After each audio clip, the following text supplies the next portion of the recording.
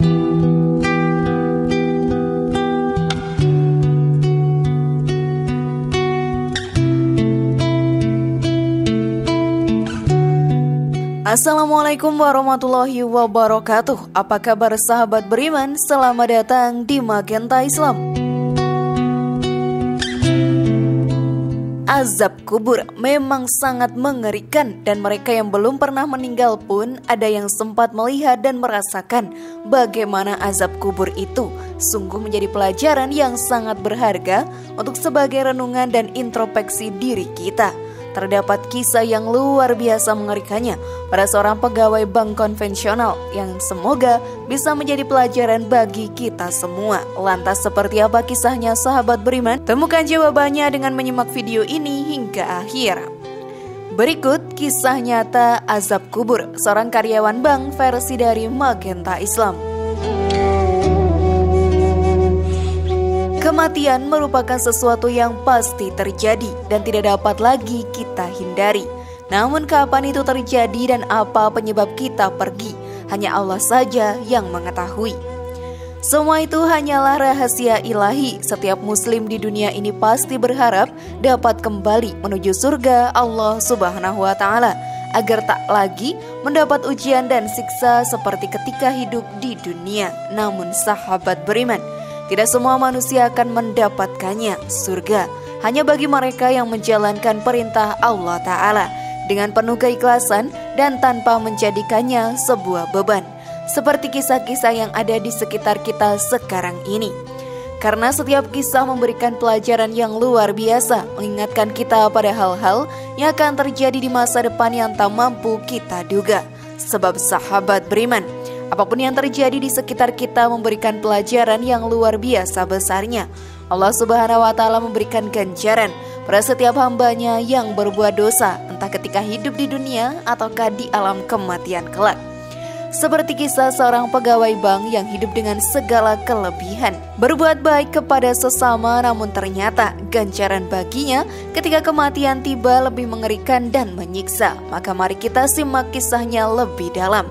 Namun sebelum lanjut, klik dulu tombol loncengnya ya, supaya kita tetap bertebar syiar melalui channel ini. Mari berbagi pengetahuan dan ilmu yang bermanfaat. Amin ya robbal alamin. Suatu hari diceritakan oleh Ustadz Najmi Umar dalam ceramahnya, dosa yang tidak pernah diduga-duga harus ditanggung oleh seorang manusia, dan Allah Subhanahu wa Ta'ala memperlihatkannya sebagai pembelajaran hidup bagi semua manusia.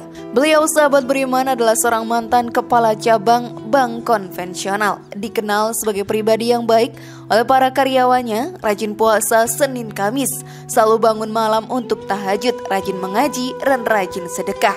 Serta dikatakan beliau pergi haji dan umrah berkali-kali. Bukankah beliau harusnya ditempatkan di dalam surga sahabat beriman? Namun sahabat beriman, kita harus paham bahwa masuk ke dalam surga bukanlah karena amal kita. Janganlah sampai tertipu setan dengan membangga-banggakan amalan kita. Sesungguhnya bukan hanya amal yang menentukan masuk surga atau nerakakah kita kelak. Dalam sejumlah sabdanya, Rasulullah SAW menegaskan faktor penentu masuk ke dalam neraka atau surga seorang hamba adalah rahmat Allah Subhanahu wa Ta'ala. Dalam sebuah hadis yang diriwayatkan Imam Muslim, dalam kitab Sahih Muslim menjelaskan bahwa manusia tidak bisa dimasukkan ke surga oleh amalnya. Manusia dikatakan dimasukkan ke surga jika Allah Subhanahu wa Ta'ala memberikan rahmat dan karunia kepadanya. Aisyah, istri Nabi Muhammad SAW berkata, Rasulullah SAW bersabda, "Tujulah kebenaran, mendekatlah dan bergembiralah bahwa sesungguhnya tidak seorang pun dari kalian yang dimasukkan surga amalnya." Mereka bertanya, "Tidak juga Tuhan, wahai Rasulullah?" Nabi SAW menjawab, "Tidak juga aku, kecuali bila Rabbku melimpahkan rahmat dan karunia kepadaku. Dan ketahuilah bahwa amal yang paling disukai Allah adalah yang paling rutin meski sedikit." Hadis riwayat Muslim. Kembali lagi kita harus memahami sahabat beriman bahwa masuk ke dalam surga adalah rahmat dari Allah Subhanahu wa Ta'ala. Maka jika mantan kepala cabang tadi begitu rajin beribadah, namun tak diduga-duga ketika kematiannya tiba dan jenazahnya akan dikuburkan, Ketika seluruh sanak saudara telah berdatangan untuk menyaksikan prosesi pengkuburan, terjadilah peristiwa yang membuat banyak mata terkejut luar biasa. Ketika jenazah dimasukkan ke dalam liang kubur, ternyata liang kubur itu milik orang lain. Maka keluarga sang mayit lainnya itu meminta agar jenazah mantan kepala cabang tersebut dikeluarkan kembali. Dan hal tersebut terjadi 2 kali berturut-turut. Begitu jenazah ditimbun, datang jenazah lain pemilik liang kubur tersebut. Hingga akhirnya tiba-tiba tubuh jenazah kepala cabang tadi terbakar, hangus, hingga papan-papan yang digunakan untuk menimbun sang mayit ikut terbakar. Sungguh mengerikan, bukan sahabat beriman? Akhirnya keluarga pemilik liang lahat terakhir tersebut memilih membiarkan jenazah kepala cabang tersebut berada di liang lahat milik keluarga mereka.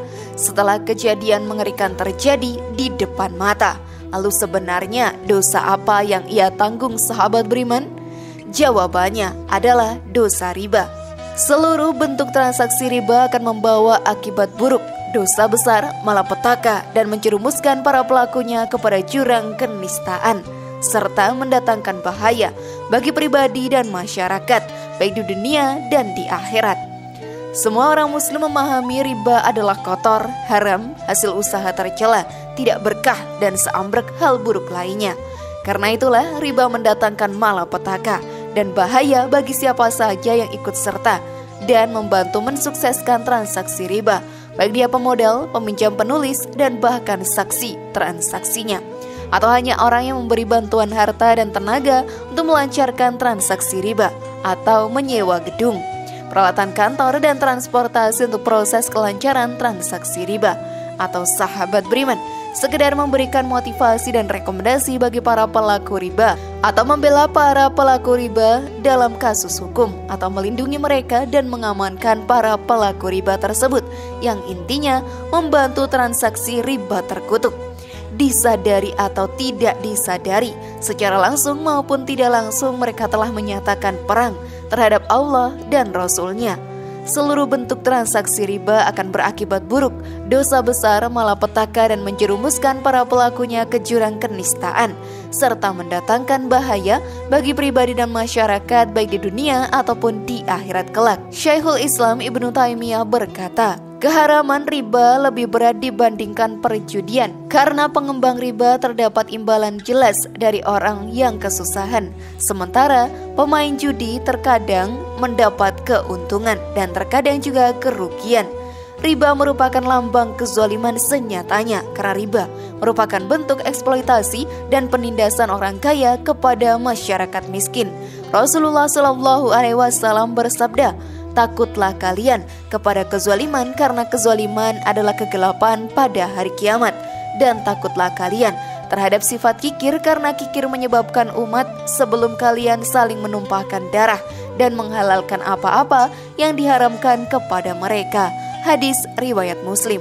Sahabat beriman, para pelaku bisnis berhati-hatilah dengan segala bentuk riba.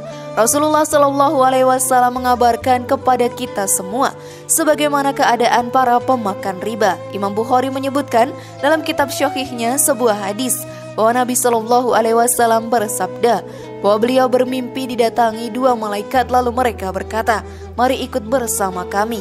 Hingga akhirnya 2 malaikat itu membawa beliau ke sebuah sungai darah. Di dalam sungai tersebut ada seorang yang sedang berenang. Sementara itu di pinggir sungai ada 1 orang lagi. Ketika orang yang di tengah sungai itu ingin menepi, maka laki-laki yang di pinggir sungai melempari mulutnya dengan batu hingga ia kembali lagi ke tempatnya semula, tengah sungai darah. Lalu Nabi SAW berkata, aku bertanya kepada 2 malaikat tentang orang yang berada di sungai itu. Mereka menjawab, orang yang engkau datangi tadi yang berenang di sungai lalu mulutnya disumpal batu, dia adalah pemakan riba. Sungguh benar-benar mengerikan sahabat beriman. Maka semoga cerita tadi menjadi pengingat bagi kita semua bahwa hidup hanyalah sementara. Lakukanlah hal-hal yang baik-baik saja. Wallahu a'lam bishawab.